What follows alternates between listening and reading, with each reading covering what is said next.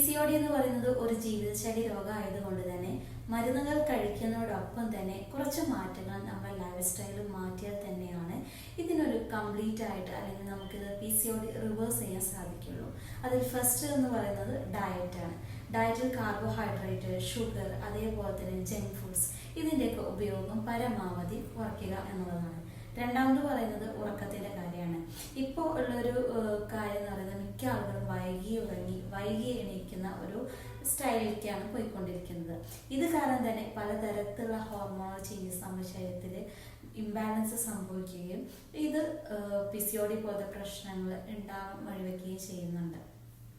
അടുത്തതായിട്ട് എക്സസൈസ്. നമുക്ക് ഏത് രീതിയിലുള്ള എക്സസൈസ് കുറച്ച് നേരം ഒരു 10-20 മിനിറ്റ് വർക്കൗട്ടോ കാര്യങ്ങളോ എന്ത് വേണമെങ്കിലും ചെയ്യാം. അതുപോലെ ഇമ്പോർട്ടൻ്റ് ആയിട്ടുള്ള കാര്യമാണ് സ്ട്രെസ് മാനേജ്മെൻറ്റ് എന്നുള്ളത്.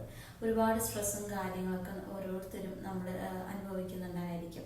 അതിനെ മാനേജ് ചെയ്യാൻ വേണ്ടി നമുക്ക് പല കാര്യങ്ങളിൽ ഏർപ്പെടുക അല്ലെങ്കിൽ കൗൺസിലിംഗ് വഴി അത്തരം കാര്യങ്ങളൊക്കെ നമുക്ക് ഹെൽപ്പ് തേടാവുന്നതാണ്.